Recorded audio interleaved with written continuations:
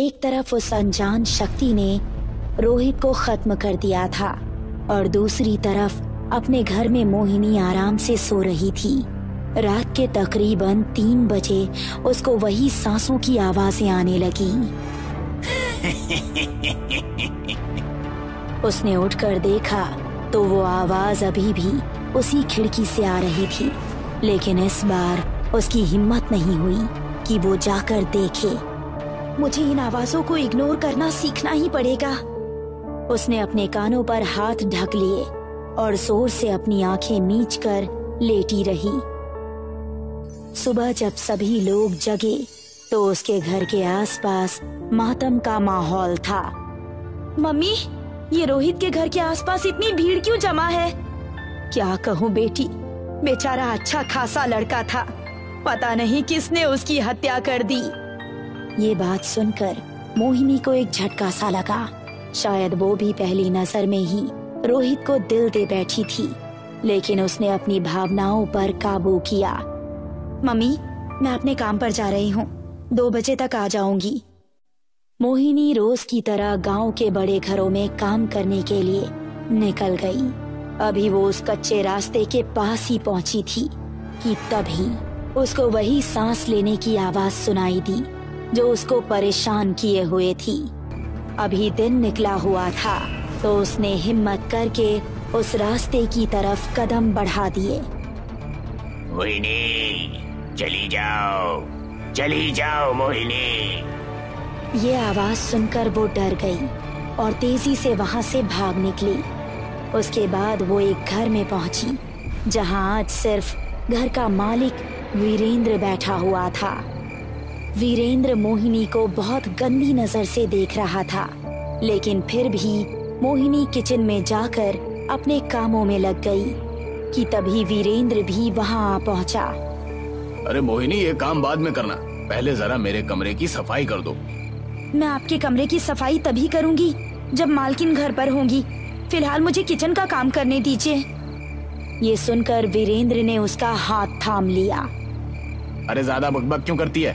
तू यहाँ की नौकरानी है, मेरे कमरे में आने का मौका मिल रहा है तो चढ़ रही है। बेवकूफ, तुझे माला माल कर दूंगा। ये सुनकर मोहिनी ने उसको एक थप्पड़ लगाया और वहाँ से बाहर निकल गई। कमीना इंसान, इस घर में फिर कभी काम करने नहीं आऊंगी मैं। ये सोचकर वो दूसरे घर में काम करने चली गई और इसी तरह घर घर काम करते हुए उसे 2 बज गए और 2 बजे वो अपने घर पहुंच गई। उसी रात तकरीबन 10 बजे मोहिनी की खिड़की से वही सांस लेने की आवाज सुनाई देने लगी। आज उसका दिमाग बहुत गर्म था, इसलिए वो तेजी से घर से निकली और घर के पीछे उसी मैदान में पहुंच गई। कौन हो तुम? क्यों मेरे पीछे पड़े हो? कोई इंसान हो या जानवर? क्यों परेशान कर रहे हो मुझे? तभी झाड़ियां अपने आप हिलने लगी और कुछ ही देर बाद वहां से एक आकृति निकली, जिसे देखकर मोहिनी की सांस और धड़कन मानो रुक सी गई हो और उसकी आंखें खौफ से फटी रह गईं। उसके हाथ और पैरों के नाखून तकरीबन 3-3 इंच के थे और दांत पिशाचों के जैसे थे। आंखें सफेद थी और पूरा शरीर लाल। वो इंसान और जानवर का एक मिश्रण लग रहा था। मेरी मोहिनी, आ जाओ। वो तेजी से मोहिनी की तरफ बढ़ा और उसको कसकर गले लगा लिया। मोहिनी उसके इस तरह अचानक सामने आ जाने की वजह से खौफ में थी और इसी खौफ से वो बेहोश हो गई। इस समय वीरेंद्र अपने घर में बैठा हुआ शराब पी रहा था और तभी उसका दरवाजा खुल गया। उसने देखा कि नीली साड़ी पहने हुए मोहिनी मुस्कुराती हुई उसके पास आ रही है। मोहिनी, तुम? मैंने घर जाकर आपके प्रस्ताव के बारे में सोचा और ये हल निकला कि आपके साथ कुछ पल गुजारने पर मुझे फायदा हो सकता है, तो मुझे आपकी बात मान लेनी चाहिए। ये सुनकर वीरेंद्र की आंखों में चमक उतर आई और उसने ऊपर से नीचे तक मोहिनी को देखा। नीली साड़ी में चमकता हुआ गोरा बदन किसी को भी पागल कर देने के लिए काफी था। मेरे साथ आइए। वो मुड़कर बाहर की तरफ चलने लगी और वीरेंद्र भी अब उसके पीछे पीछे हो लिया। मोहिनी तेज तेज कदम बढ़ा रही थी और आंखों में हवस लिए वीरेंद्र भी उसका पीछा कर रहा था।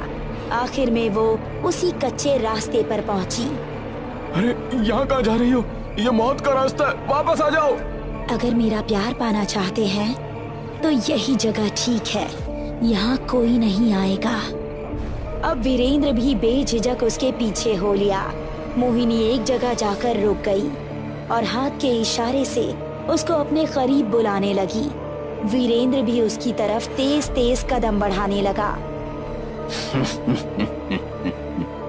जैसे ही उसको ये आवाज सुनाई दी, वो चौंक पड़ा। सांस लेने की ये आवाज बढ़ती ही जा रही थी और अचानक उसके सामने ब्रह्म दैत्य आकर खड़ा हो गया, जिसे देखकर उसका कलेजा मुंह को आ गया। वो भागने को पलटता, इससे पहले ही ब्रह्म दैत्य उस पर झपट पड़ा और उसका कंधा चीरकर उसका मांस चबाने लगा। बचाओ! उसकी तेज चीख सुनकर मोहिनी के ऊपर हुआ सम्मोहन टूट गया और वो अपने सेंस में आ गई। सामने ब्रह्म दैत्य और वीरेंद्र की लाश देखकर उसका पूरा शरीर कांप उठा। तुमको जो भी पाने की कोशिश करेगा मैं उसका यही हाल करूंगा मोहिनी, तुम बस मेरी हो। उसको कुछ समझ नहीं आ रहा था कि वो वहाँ कैसे पहुंची, लेकिन अपनी जान बचाने के लिए वो घर की तरफ दौड़ पड़ी। उसने आज भी अपनी माँ और बहन को कुछ नहीं बताया और चुपचाप जाकर अपने बेड पर लेट गई। लेकिन आज जो उसके साथ घटा था, उस हादसे का दृश्य उसको सोने नहीं दे रहा था। वो सुबह उठते ही गांव के बड़े मंदिर में गई और वहाँ के पंडित जी से मिली। बाबा, मैं बहुत मुसीबत में हूँ, मेरी मदद कीजिए। कहो बेटी, क्या समस्या है? मोहिनी ने शुरू से अब तक का सारा हाल उस बाबा को बता डाला।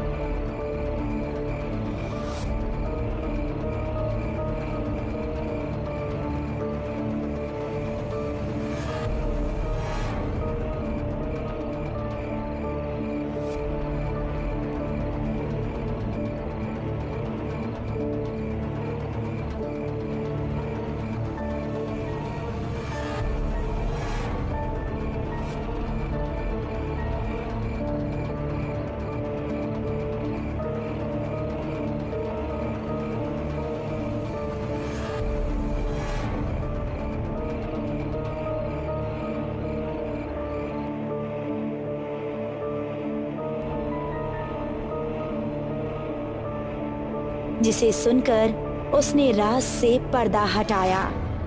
वो रास्ता इस सदी से नहीं बल्कि 16वीं सदी से शापित है। ये सुनकर मोहिनी की आंखें हैरानी से फटी की फटी रह गई और उसने पंडित जी को पूरी बात साफ साफ बताने के लिए जोर दिया। 16वीं सदी में यहाँ राजा विक्रम राज किया करते थे। उन्होंने अपने महल के पास ही एक आश्रम बना रखा था जो सिर्फ ब्राह्मणों के लिए था। 17 साल का हो जाने पर हर ब्राह्मण बच्चे को एक उपानयन करना होता है। माना जाता है कि उस उपानयन के होने के बाद अगर 10 दिनों के अंदर उस बच्चे की मृत्यु हो जाए तो वो मरने के बाद ब्रह्म दैत्य बन जाता है। एक दिन यही घटना आश्रम में घटी। एक लड़का उपानयन होने के 5 दिन बाद ही मर गया और उसकी आत्मा ब्रह्म दैत्य बनकर राज्य की कन्याओं को उठाकर चरम सुख का आनंद लेने लगी। लेकिन महाराज ने कुछ बड़े तांत्रिकों को बुलाकर उस ब्रह्म दैत्य को उस कच्चे रास्ते पर ही बंधित कर दिया था, जिससे कि वो उस रास्ते से बाहर नहीं आ पाता था। लेकिन अगर कोई उस रास्ते पर जाए तो वो उसको मार देता था, और अगर कोई कन्या वहां चली जाए तो ब्रह्म दैत्य उसको मारता नहीं था, बस अपनी मनोकामना पूरी करके उसको छोड़ देता था। ये सुनकर मोहिनी को एक झटका सा लगा। अब उसको अपने साथ हुई सभी बातें थोड़ी थोड़ी समझ आने लगी थी। इसका मतलब है कि मेरे पीछे वही ब्रह्म दैत्य है। हाँ।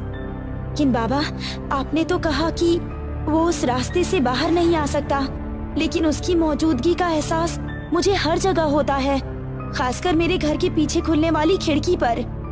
इसका मतलब यही है कि तुम अपनी कोई ना कोई चीज वहाँ छोड़ आई हो, जिससे कि वो तुम्हारे आसपास कुछ हद तक रह सकता है और कभी कभी तुमको सम्मोहित भी कर सकता है। लेकिन मैं वहाँ क्या छोड़कर आई हूँ, मुझे तो कुछ भी ध्यान नहीं है। अब मोहिनी ने अपने हाथों को गौर से देखा तो पाया कि उसके दाएं हाथ का कड़ा गायब है। मेरा कड़ा वहीं गिर गया होगा। इसका मतलब है कि रोहित की मौत भी शायद। हाँ, जो भी तुम्हारे करीब आने की कोशिश करेगा, ब्रह्म दैत्य उसको जिंदा नहीं छोड़ेगा। बाबा, आप बताइए कि इससे कैसे बचा जा सकता है। मैं नहीं चाहती कि अब मेरी वजह से किसी और की जान जाए। तुम्हें उस कच्चे रास्ते पर जाकर अपने उस कड़े को उस रास्ते की सरहद के पार लाना है और उसके बाद उसे अग्नि में विराजित करना है।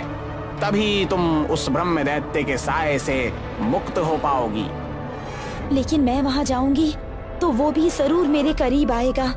उसकी मौजूदगी में आखिर मैं कैसे ये काम करूंगी?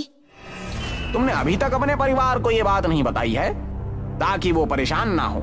ये सोच तुम्हारी अच्छी है कि हमें अपने घर वालों को परेशान नहीं करना चाहिए, लेकिन ये भी सत्य है कि अगर हम पर कोई मुश्किल घड़ी आए तो हमें अपने घर वालों को जरूर बताना चाहिए, क्योंकि मुश्किल घड़ी में सिर्फ घर वाले ही काम आते हैं। ये सुनकर मोहिनी ने बाबा की बात में सहमति जताई।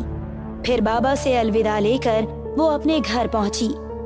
मम्मी, मेघना, मुझे आप दोनों को एक जरूरी बात बतानी है। और फिर मोहिनी ने उनको सब कुछ बता दिया। रात के ठीक 11 बजे उस कच्चे रास्ते की तरफ बढ़ी चली। जैसे जैसे उसके कदम उस रास्ते की तरफ बढ़ रहे थे, उसकी सांसें तेज होती जा रही थी। फिर भी वो हिम्मत करके आखिरकार वहां पहुंच ही गई। जैसे ही उसको ब्रह्म दैत्य के सांस लेने की आवाजें आने लगी तो उसके शरीर में अजीब सी कंपन होने लगी। हम आपके पास आ चुके हैं, हमें आपकी मोहब्बत समझ आ गई है, हम भी आपसे मिलना चाहते हैं, आपके साथ कुछ लम्हे बिताना चाहते हैं, सामने आइए। मोहिनी, तुमको तो आना ही था, क्योंकि तुम सिर्फ मेरी हो। ऐसा कहकर वो अचानक से मोहिनी के सामने आ गया। मोहिनी उसको देखकर डर गई थी, लेकिन फिर भी उसने अपने डर को छिपाते हुए उसको स्माइल पास की। आ जाइए मेरे पास। ब्रह्म दैत्य भी अब तेजी से उसके गले लग गया। उसका शरीर बर्फ सा ठंडा था। दूसरी तरफ ब्रह्म दैत्य की जानकारी के परे मेघना भी उसी रास्ते पर आ चुकी थी। उसके हाथों में एक टॉर्च थी, जिसके जरिए वो कड़ा ढूंढने की कोशिश कर रही थी। कहाँ होगा वो कड़ा? यहाँ तो सिर्फ झाड़ियाँ ही झाड़ियाँ हैं, कहाँ ढूंढूं अब? तभी उसकी टॉर्च की लाइट एक जगह पर पड़ी तो वो झाड़ी चमकने लगी। वो तेजी से उस चमकती हुई चीज के पास पहुंची तो पाया कि वहां पर मोहिनी का कड़ा था। शुक्र है ऊपर वाले का, मिल गया। मेघना ने उस कड़े को जैसे ही उठाया तो ब्रह्म दैत्य मोहिनी से अलग हो गया। क्या हुआ? आप हमसे अलग क्यों हो गए? ब्रह्म दैत्य वहां से भागा। उसको मेघना हाथों में कड़ा लिए नजर आई। रुक जाओ वहीं पर। मेघना ने जैसे ही उसका भयानक रूप देखा, उसका दिल दहल गया। मेघना, भागो! उसकी बात सुनकर मेघना बाहर की तरफ भागने लगी। अब ब्रह्म दैत्य को भी समझ आ चुका था कि उसके साथ धोखा हुआ है, लेकिन वो उस कड़े को बचाने के लिए भागा जा रहा था।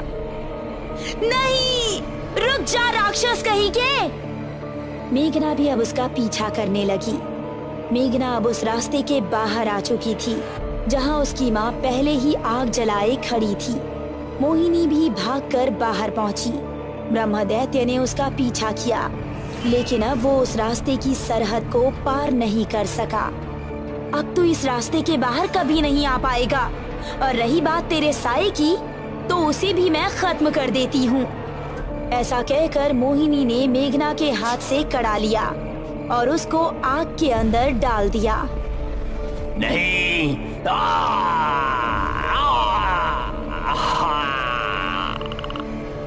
ब्रह्मदैत्य चीखता चिल्लाता हुआ वहां से उसी रास्ते के अंदर भाग गया और फिर वो तीनों सही सलामत अपने घर पहुंच गए।